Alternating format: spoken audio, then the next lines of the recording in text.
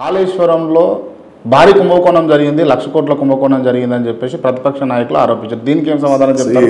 అప్పుడున్న వాళ్ళు పార్లమెంట్లో చర్చ జరిగిన తర్వాత మంత్రి సమాధానం ఇస్తూ అటువంటి కుంభకోణం ఏం జరగలేదు అనేది స్వయంగా కేంద్ర జలశక్తి మంత్రి ఇచ్చినటువంటి సమాధానం. నంబర్ 1. నంబర్ 2, కుట్ర జరిగింది, కుంభకోణాలు జరిగినాయి. ఇప్పుడు ఎవరు అధికారంలో ఉన్నారు? కేంద్రంలో బీజేపీ అధికారంలో ఉన్నది. ఆ పార్టీ మాకేమైనా మిత్రపక్షమా? రాష్ట్రంలో ఎవరు అధికారంలో ఉన్నారు? కాంగ్రెస్ పార్టీ ఉన్నది. మాకేమైనా మిత్రపక్షమా? పక్కనటువంటి రాష్ట్రం ఏమైనా మాకు మిత్రపక్షమా? మేము తెలంగాణ ప్రయోజనాల కోసం రాజీ లేకుండా పనిచేసేటువంటి పార్టీ. ఈరోజు మేము కనుక అటువంటిది వాళ్ళు అనుకున్నదే జరిగి ఉంటే ఇప్పుడు మరి ప్రభుత్వంలో ఉన్నది వాళ్ళే కదా, చర్యలు తీసుకోవచ్చు కదా. కేసీఆర్ గారు 100 సార్లు చెప్పిండు, ఎన్ని ఎంక్వైరీలైనా తీసుకోండి, ఏ చర్యలైనా చేసుకోండి, మేము నిగ్గుదేల్చడానికి మా నిజాయితీ నిరూపించుకోవడానికి సిద్ధంగా ఉన్నామని 1కి 10 సార్లు చెప్పిండు.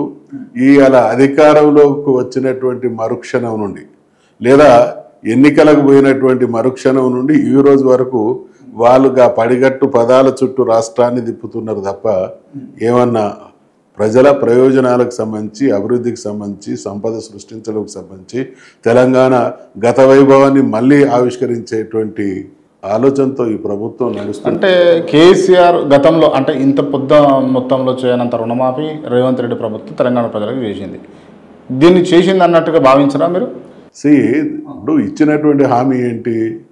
మీరు బొండి ఎల్లుండి ఎలక్షన్స్ ఉన్నాయి, ఆ తర్వాత మరుక్షణం 2 లక్షల రుణమాఫీ అమలు చేస్తా, మీరు పోయి తెచ్చుకోని వాళ్ళు కూడా తెచ్చుకోలే అనేటువంటి మాట చెప్పిండు. తర్వాత ఏం చేసిండు? మీరు మీకు కూడా విషయ పరిజ్ఞానం మాకన్నా ఎక్కువ ఉంటుంది. ఏం చెప్పిండు? మొదలు 49,000 కోట్లని మొదలు లెక్కలు చెప్పిండు. తర్వాత 40,000 కోట్లు అన్నారు. శాసనసభ సాక్షిగా 31,000 కోట్లు అన్నారు. చివరికి ఇచ్చింది ఎంత? 13,000-14,000 కోట్లు దాటలేదు. ఈ 13,000-14,000 కోట్లు కూడా 1-2 దఫాలు ప్రజలకి, రైతాంగానికి ఇవ్వాల్సినటువంటి రైతు బంధు ఆపినాయి. మేము మళ్ళీ అధికారంలోకి వస్తే ఇవ్వడానికి రెడీగా పెట్టినటువంటి డబ్బులు వెరసి రైతుల అంటే కడుపు కొట్టి వాళ్ళకి ఇవ్వాల్సిన, వాళ్ళకు ప్రభుత్వం కమిట్ అయినటువంటి ఆ స్కీమ్కి సంబంధించినటువంటి డబ్బునే ఇటు డైవర్ట్ చేసిండ్రు. వాళ్ళు ఎక్కువ ఇస్తే ఒక 5-6 వేల కోట్లు ఇచ్చిందో ఇవ్వలేదో పచ్చిదగా ఈరోజు అంటే మేము మళ్ళీ మా పార్టీకి సంబంధించిన నాయకులు అందరూ అనేక సందర్భాల్లో చెప్పిండ్రు.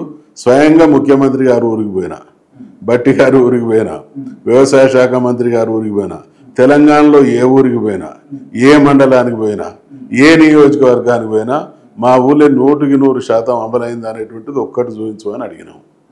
నిజంగా అమలైతే వాళ్ళు చూపించరా?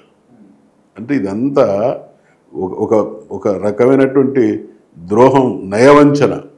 పాలకులు హామీలు ఇస్తారు, కానీ పాలకులు ద్రోహం చేయడం అనేది చరిత్రలో నాకున్న అన్నటువంటి అనుభవంలో ఖచ్చితంగా ద్రోహపు ఆలోచనతోనే ప్రజల్ని నమ్మించి అధికారంలోకి వచ్చి ద్రోహాన్ని కొనసాగిస్తున్నటువంటి ప్రభుత్వం ఇటీవలి కాలంలో దేశంలో ఏది లేదు.